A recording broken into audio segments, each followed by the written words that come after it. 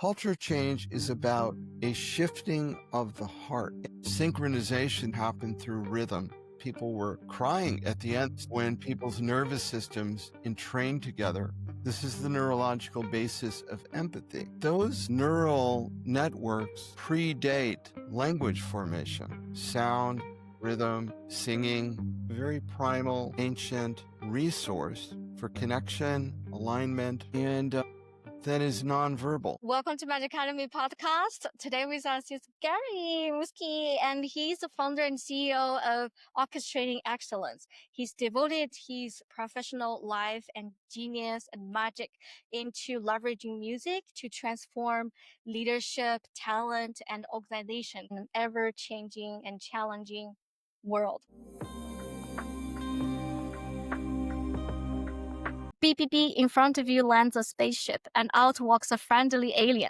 If this alien walks, and if you choose one word, one sound, or one movement to invite the alien to play, what would that be?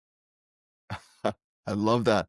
You invite the alien to play. I would say, I would ask a question, what makes you happy? And then I would engage the alien in that way, because when people are feeling joy and they're playful, there's better chance of connection, collaboration, rapport, and learning. So the joy is the foundation Yeah, to yeah. start a communication. Right. That's nice. That's nice. So you've been in the space for almost 30 years, helping teams and organizations to connect closer together, transform beyond limitations and frictions into a space through imitation of music and music playing together. Can you tell us a little bit more of how everything all got started? Sure. I've been a musician most of my life. And then I guess it was actually as a teenager, I used to host parties, especially when my parents went out of town. And I would hand out instruments, percussion instruments, and we'd go into essentially a group trance. And it was a really powerful experience. And I had friends that kept saying, gosh, can we do that rhythm thing again? I haven't connected with people like that at a party before. I started doing it in college, and finally friends urged me to do a workshop and said, we'd like to do this for a full day. So I did my first workshop hoping 10 people would show up, and 60 people showed up. We had to go get more instruments. And it was really an extraordinary peak experience for all of us, including me. And then I became very curious about the roots of rhythmic music in indigenous cultures and how rhythm and movement and singing can be used as a way of creating a stronger collective, a sense of unity in organizations. We'd call it alignment, but essentially it's shared consciousness or a shared mindset. So I started to become curious about how might I apply this to group dynamics. And so I started learning about group dynamics and organizational development and leadership. And I read a lot of books. I attended a lot of workshops. I went through different certification programs for coaching, for leadership development. And then I began to approach a couple companies to see, to prototype my idea. And so I approached one company in, when was it? 1988, something like that, late 80s. And they brought me in to do a program for their employees. It went over really well. People loved it, gave it very high marks. And so then they put me on their payroll, and I started developing some programs that they could roll out to their clients. At the same time, I read about a guy in Time magazine. They did a story on creative leadership, and they mentioned someone by the name of Gordon McKenzie at Hallmark Cards. And Gordon was one of their top creative directors and illustrators. And he wrote a beautiful book called Orbiting the Giant Hairball. And it was an early book. I know. It was an early book about innovation, design thinking, before it was called design thinking. And so I was living in St. Louis at the time. It's only 4 hours from Kansas City, where he was located and where Hallmark Cards is headquartered. And so I drove there. He invited me. I sent him some info. I was just getting started. And he said, "Wow, this sounds like really interesting work. Do you want to come visit us and maybe do a program here?" So I said, "Yeah, okay." So I went there, I met him, and he was really a lovely person. In a way, he kind of became my first mentor and really had a lot of confidence in my ideas. And the program at Hallmark went over really well. So that gave me confidence. And then the next big milestone really was in 1994. I filled out a request for proposal Mhm. to the American Society of Training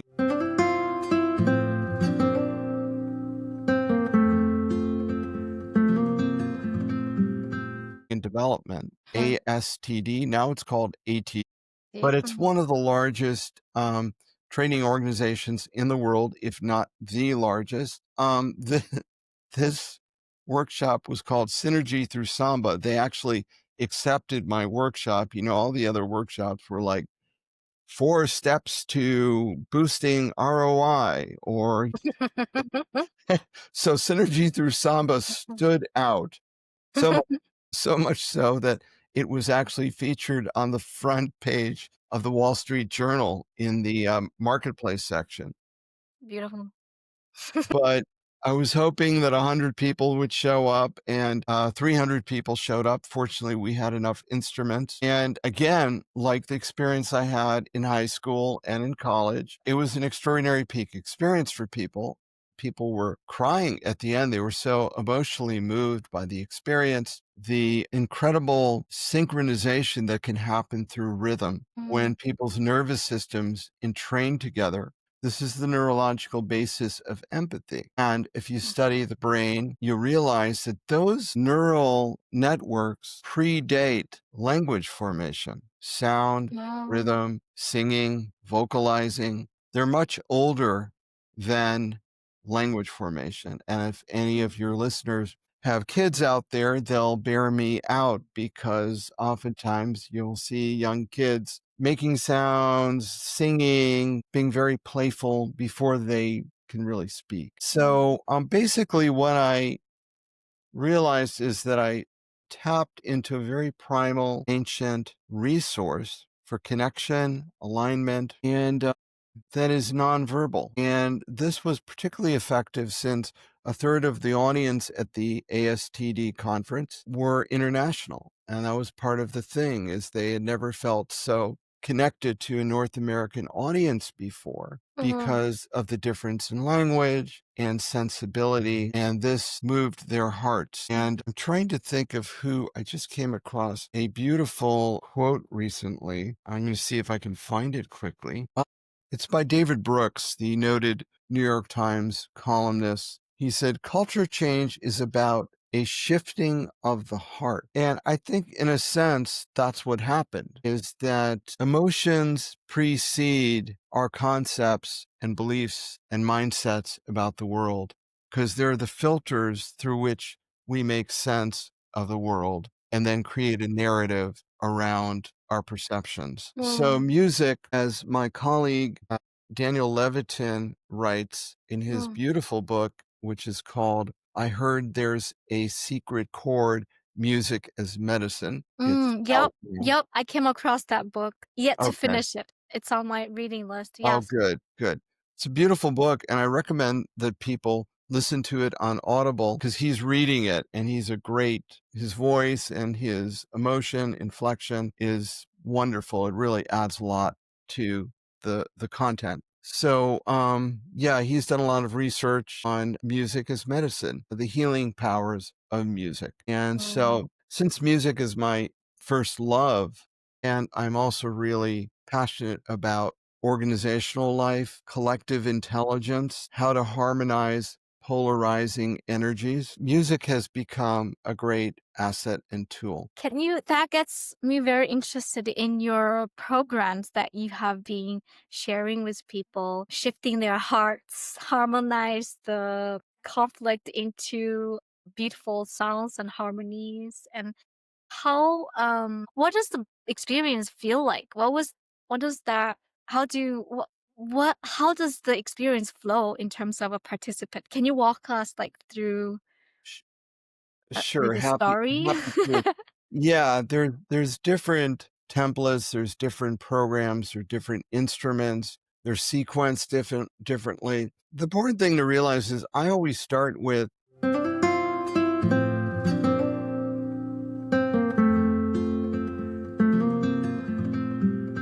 what's happening with the team, what's happening with the organization, what are the explicit goals, what's the ideal future state envisioned, what's Mm, the current state, mm, and what's in the way of people reaching that more ideal future. So, mm. based on that information, I create a learning journey through music. What are some common challenges? One thing I could think of is conflict, like if the leader wants to do something and part of the team can't seem to go on the same on the same kind of wavelengths and say yes. So there's a lot of like restrictions and conflict within the teams. Beside that, what are some common challenges that you've worked with? Well, I like the one you mentioned. So there could be a disconnect between the leader and the team that can show up in a variety of ways. There's a lot of talk about psychological safety on teams, and there are That's different yeah,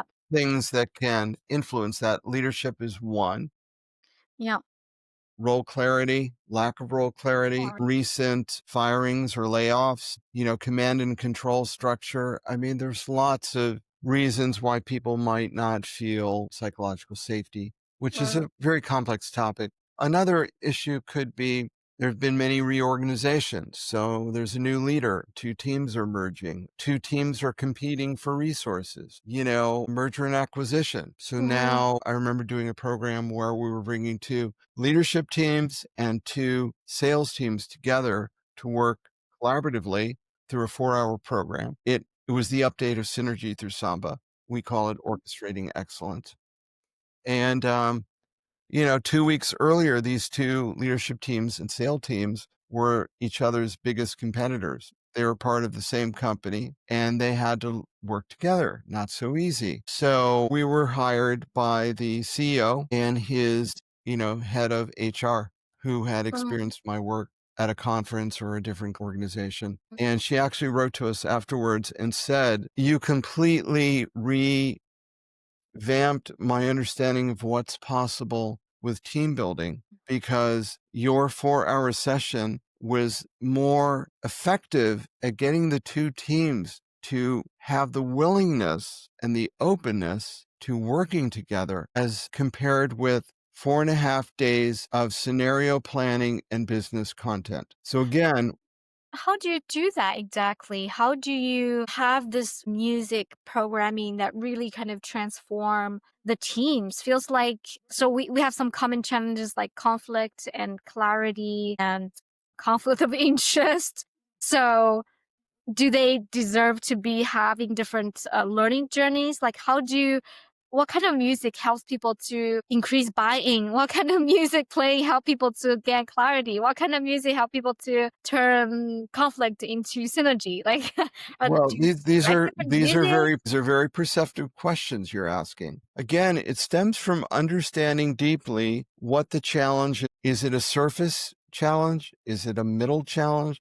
Is it very deep? How long has the dynamic been going on? So there's explicit needs assessment, and then there's what emerges and arises when people are playing music together. So let Mm, me talk a little tell bit us more a about this. story. Okay. So for an order for a group to be in a groove together, Mm, locked in to something that is really musically vibrant, cohesive, coherent, and synchronized, which is what you want in a business, in order for everywhere, what?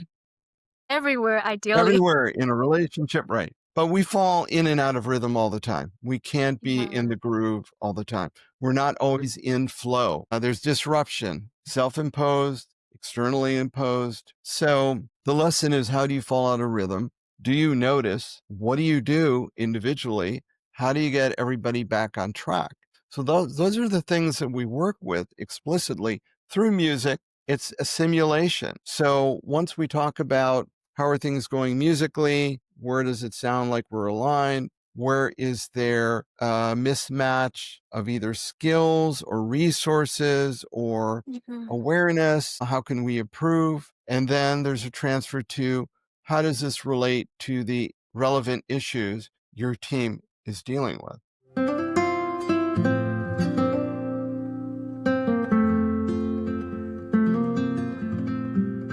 I just worked with an operations team last week, 115 people. There have been a lot of changes and there's some issues with the ops team. So I took them through a rock passing game. They're sitting on the floor, you have two rocks, and they're having to grab, click, pass, clap, grab, click, pass, clap.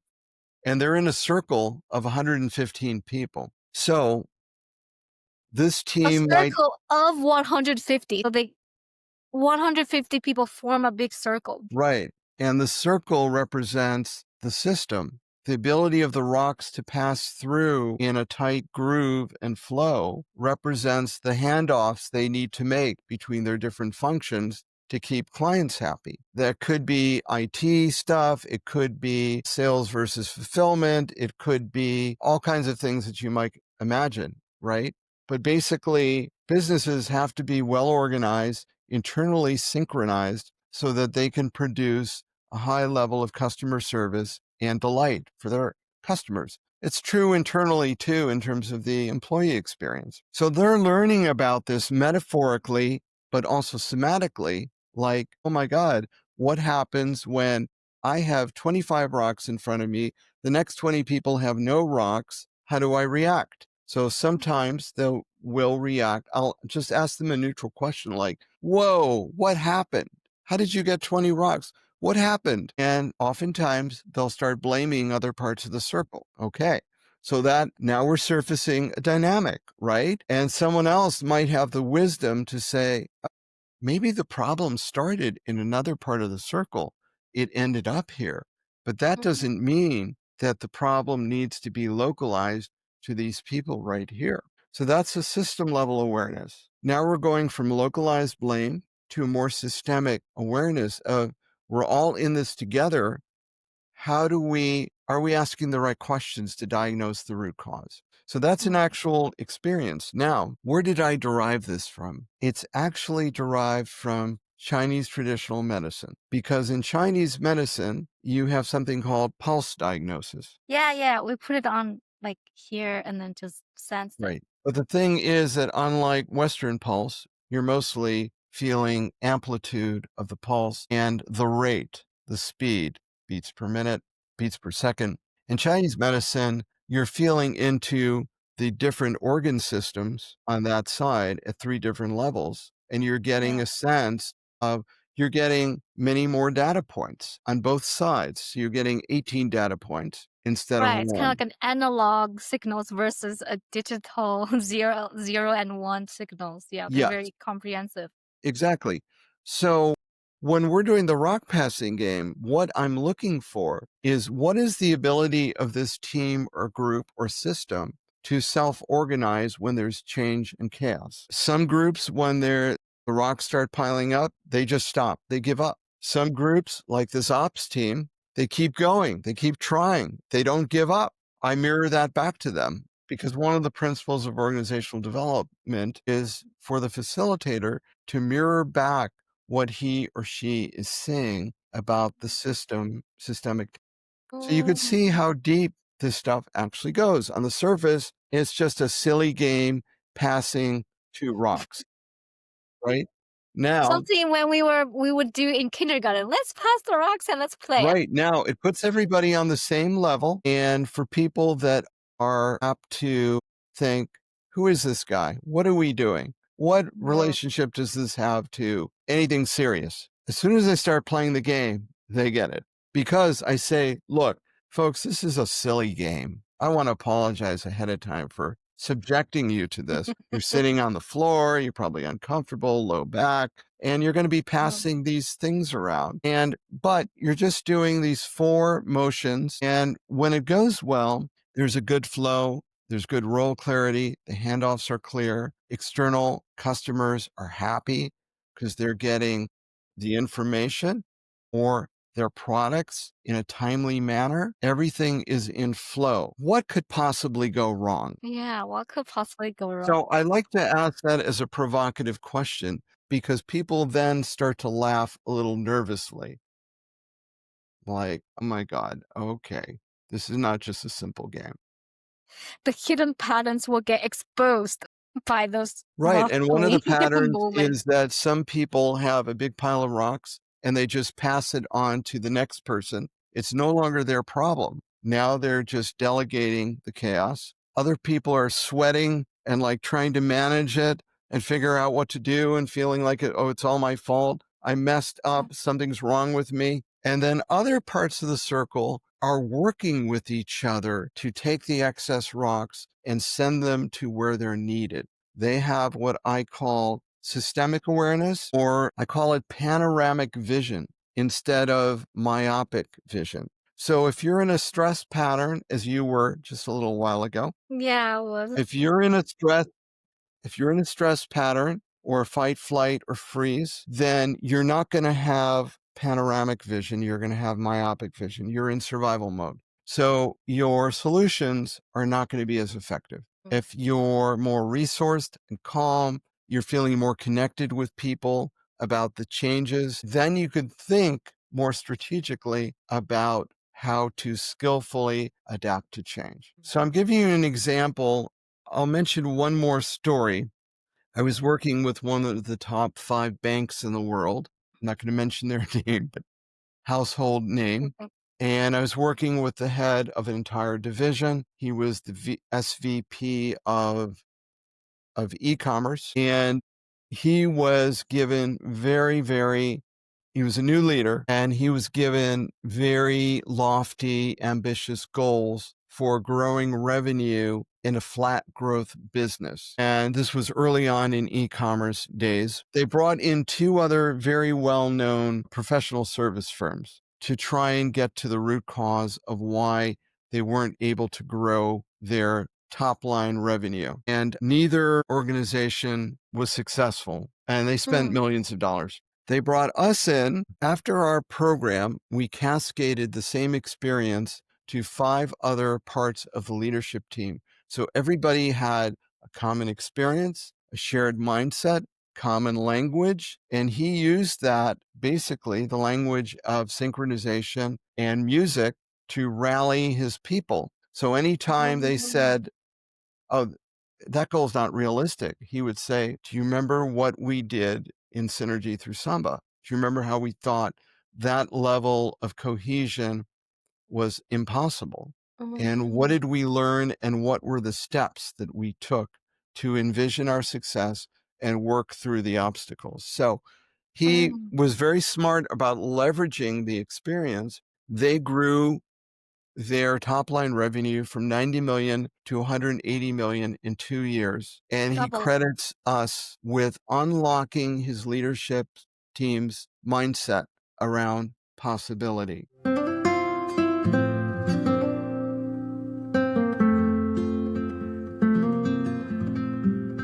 Oftentimes people want to know, like, where did you get this stuff from? Sometimes our earliest memories and our childhood or teenage experiences kind of inform our lives. They're kind of like fractal, meaning there's a pattern that happens that we repeat and refine over the course of our life. In my case, it happened at age 5.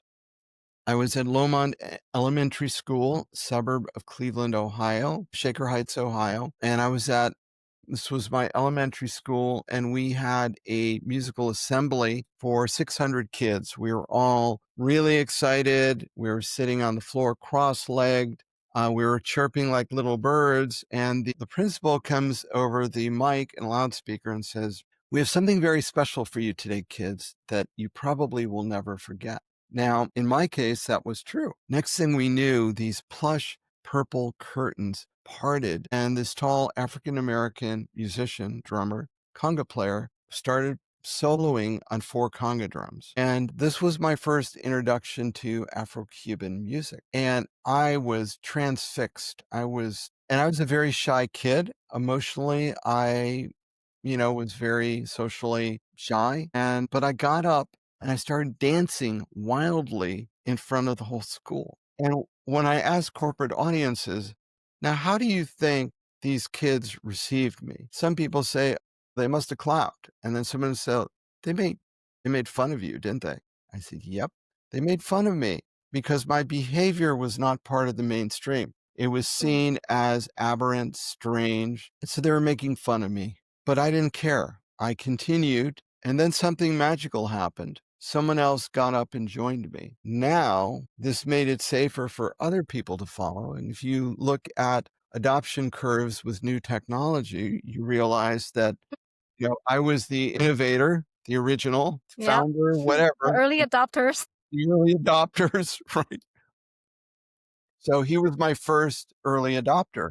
He was my first follower. You don't have you're not a leader unless you have followers. I created a compelling invitation outside the norm of that culture. He decided to accept the invitation. He joined me, and then all of a sudden other people started to join until almost everybody, all 600 people, were on their feet, dancing, laughing, connecting, having a great time, and changing the whole vibe of the school. Even stodgy teachers, the principal, school board members, parents joined in too. And it totally changed. And that went on for about 5 minutes. I heard a voice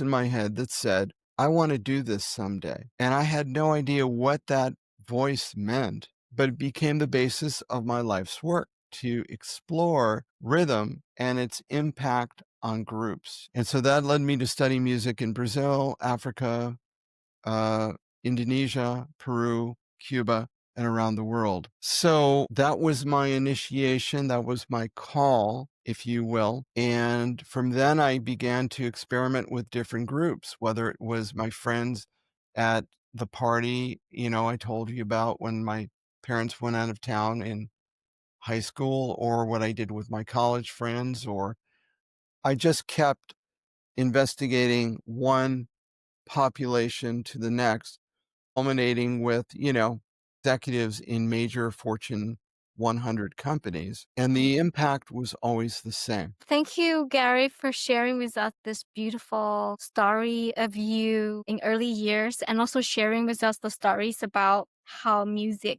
just as simple as passing the stones, making a sound, actually reflect the hidden dynamics of an organization and actually makes the dynamic visible, more Mhm. visible in one setting rather than everybody guessing in their silo spaces. So then that creates us a safe space for us to then talk about it and not only talk about it but also embody it, feel it, and so everybody at that moment do share a common experience, because sometimes what prevents us from understanding each other is the very lack of experiences. So you come there, you provide a space, and then you help people to have this shared experiences, then there's much stronger common ground, literally, to lay the discussions and talks through. That's beautiful. And so as we conclude this conversation, if you were to tell or share with our audiences something that keeps you always on track with your childhood inspirations and Yeah. turn that fractal moment into and refining it into this bigger presence as you're now, what is the simple practice that you do that helps you alive, helps you to stay focused, helps you to stay on calling? Right. Well, listening to music that is inspiring, that helps me settle my nervous system, or music Mm, that activates me if I need more energy. mm, Or if I'm feeling sad, music that is soothing. I mean, music can be so flexible in terms of the type of impact on the nervous system and health. Another thing is capturing the power of rhythm in the way you walk, in the way you run, in the way you exercise, in the flow of your day. I need a slower rhythm in the morning. I want a faster rhythm early in the afternoon. This idea of a wave. If you're doing mindfulness practice, whether it's meditation or following the breath, using rhythm to understand the power of intervals, could be 4 breaths in, 4 breaths at the top of the ellipse as a pause, 4 breaths as an exhalation, and 4 breaths as resting at the bottom of the exhalation. This is sometimes referred to as square breathing or elliptical breathing, but it's following a rhythmic pattern to create a sense of settling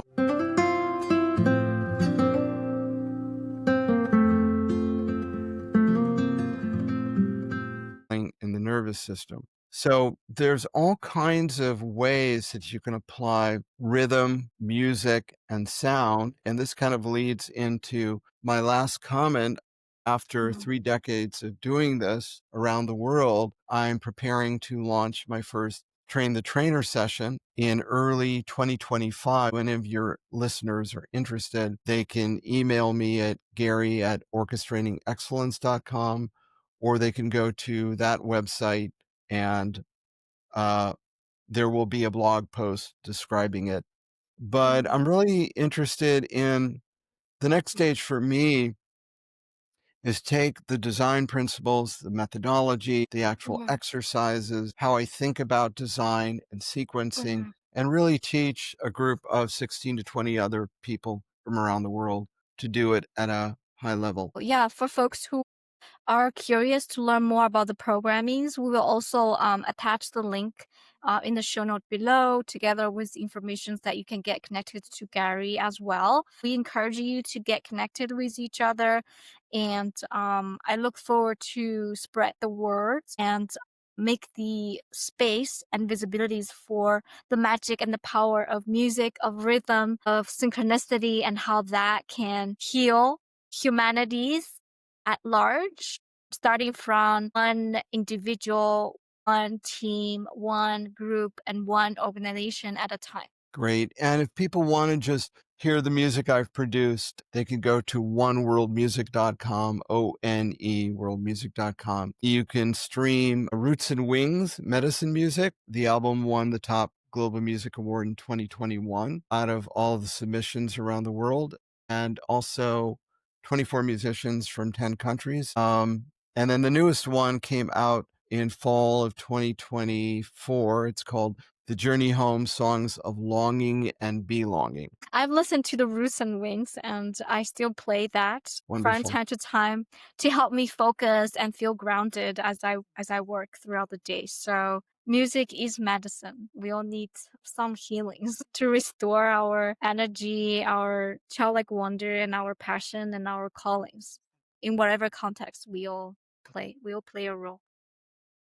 Beautiful. Thank you so much. I'm honored by your great questions, and you're providing such an important service to people that are interested in healing and creativity and conscious business. Thank you, Gary, and I feel grateful to get connected with you and share your stories with the audience. I hope our audience feel the same, and I hope the program is a success. Thank you. Thank you.